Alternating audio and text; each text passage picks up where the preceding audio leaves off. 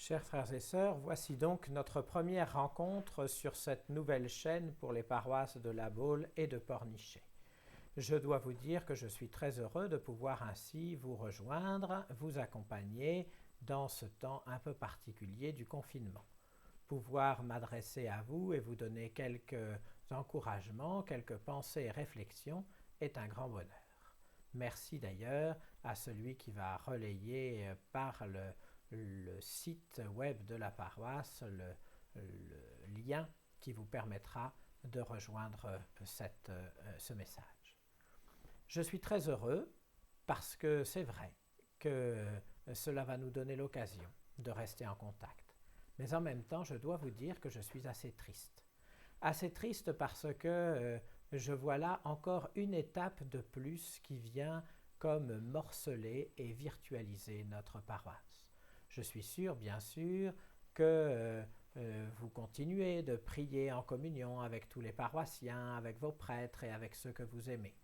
Je ne doute pas un instant que vous essayez de rester fidèle au Christ à travers la méditation et l'écoute de la parole de Dieu. Et je ne doute pas un instant que vous puissiez, à travers ce que nous vivons là maintenant, vous puissiez rester à l'écoute un peu plus encore de ce que Dieu veut pour vous. Mais je dois quand même constater que pour l'instant, notre paroisse devient un peu plus virtuelle. Je ne peux plus vous parler. Vous ne pouvez plus m'attraper à la sortie de l'église pour me dire les uns que vous avez trouvé le sermon intéressant et les autres qu'il était trop long, les uns que vous n'avez pas compris et les autres que j'aurais pu dire autre chose. Je dois vous avouer que cette prière que vous avez pendant que je prêche est quelque chose d'important pour moi, parce qu'elle m'inspire, parce qu'elle ouvre mon cœur et me permet de vous dire les choses d'une manière particulière. Parler à mon ordinateur ou devant une webcam, ça n'est pas tout à fait la même chose. Et quant à vous, eh bien, vous le savez bien, notre communion, c'est autre chose que de regarder seulement un petit film que j'enregistre depuis mon bureau. Notre communion, c'est autre chose que de savoir que, à un moment dans la journée, j'ai pris du temps pour enregistrer ces quelques mots, et vous, à un moment dans la journée, vous avez pris du temps pour les écouter. C'est mieux que rien, mais c'est triste, car notre vie chrétienne, elle est tout sauf virtuelle. Elle est vraiment quelque chose qui unit notre corps, notre cœur et notre intelligence pour que nous puissions nous tourner vers Dieu, entendre sa parole, découvrir sa volonté, son désir sur chacun d'entre nous et que nous puissions le mettre en œuvre, que nous puissions faire sa volonté, participer aux œuvres de Dieu. C'est ce que le Seigneur Jésus disait lors de la semaine dernière, de son dialogue avec les disciples, une fois que la Samaritaine était partie.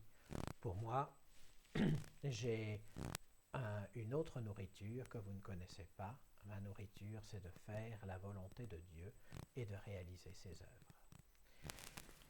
Eh bien, voilà. Nous voici donc à communiquer de manière virtuelle. Et nous voici donc dans cette étape de la vie paroissiale où nous sommes un peu plus éloignés encore.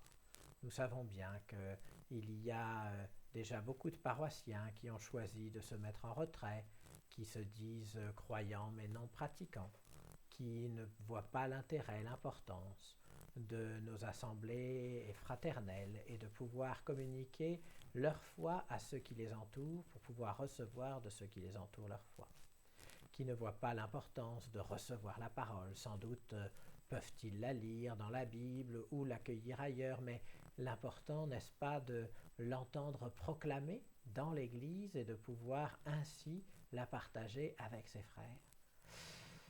Ils ne voient pas non plus l'importance de recevoir le corps et le sang du Seigneur, et c'est peut-être le plus tragique, parce que cela, ils ne peuvent le recevoir nulle part ailleurs, et que l'Eucharistie est au cœur de notre vie.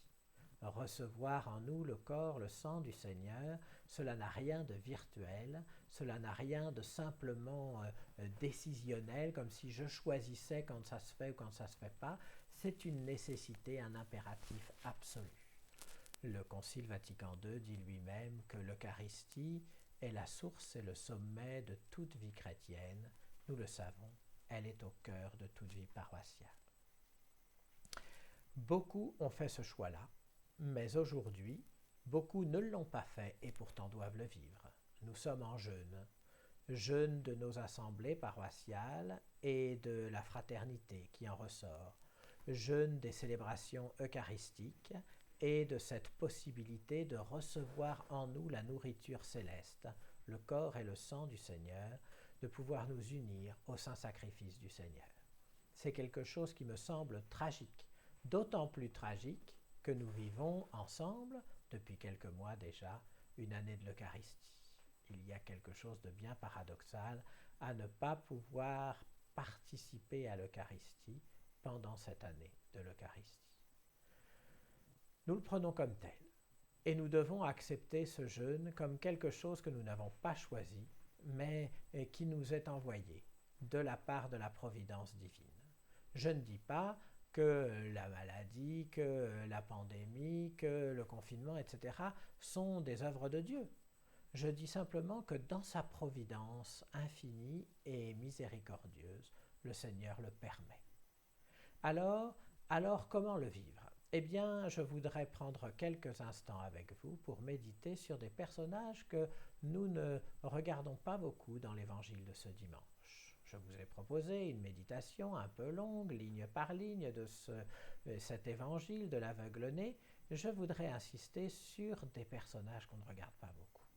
Ce sont les parents de l'aveugle-né. C'est vrai que ce sont des gens dont on peut dire qu'ils n'ont vraiment pas de chance. D'abord, ils ont eu un enfant, ça c'est une grande chance, mais il est handicapé, c'est une lourde épreuve. Cela ne signifie pas qu'il ne peut pas y avoir une belle vie de famille. D'ailleurs, à ce que l'on peut lire de l'Évangile, on n'a pas de raison de penser qu'ils ne s'aiment pas, qu'ils ne sont pas restés proches, que cette famille-là soit désunie. Bien au contraire. Mais ce que nous voyons, c'est qu'ils ont eu un enfant et que cet enfant est handicapé. Et la chose qu'ils pouvaient souhaiter le plus, sa guérison, lorsqu'elle arrive, devient pour eux une autre épreuve, parce que la guérison a été faite par Jésus et que ce Jésus est rejeté par les pharisiens et les chefs des prêtres. Du coup, eux-mêmes vont devoir vivre la suspicion, les interrogations et peut-être même une condamnation latente. Alors vous voyez, ils passent de l'épreuve du handicap de leur enfant à l'épreuve de la suspicion de la communauté. C'est terrible, ça fait beaucoup. Et vous voyez que pourtant ils sont restés fidèles. Fidèles à la synagogue, puisqu'ils sont connus des chefs des prêtres et qu'ils vont à leur convocation. Fidèles à leur fils, qu'ils connaissent visiblement, dont ils savent qu'il vient d'être guéri et dont ils sont proches. Même s'ils prennent un peu de distance, par prudence, ils restent proches de lui. Oui, ils ont resté fidèles malgré ce manque de chance. Ils contemplent quelque chose d'autre, ils reçoivent quelque chose d'autre. Ils n'ont pas choisi ni d'avoir un fils handicapé, ni de le voir guéri par Jésus. Mais ils restent fidèles et cela devient pour eux une grâce. Grâce de voir leur enfant guéri, grâce aussi de savoir la puissance de Dieu à l'œuvre en Jésus, grâce enfin de voir leur fils qui découvre la source du salut.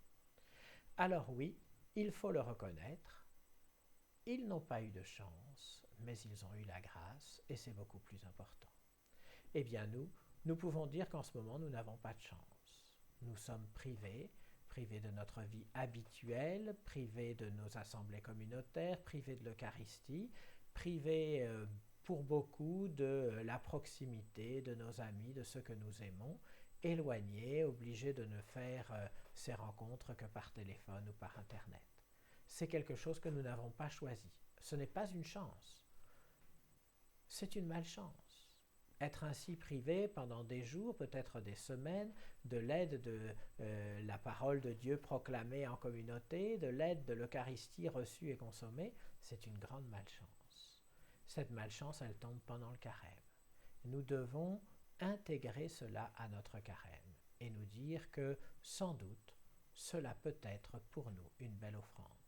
Nous ne l'avons pas choisi, mais nous l'offrons au Seigneur. Non pas comme une chance, mais pour recevoir une grâce. La grâce de la fidélité, la grâce de la constance. Continuons ensemble ou plutôt continuons les uns en communion avec les autres par-delà les murs du confinement et l'éloignement qui peut être vécu. Continuons à être fidèles au Seigneur, à l'aimer et à lui offrir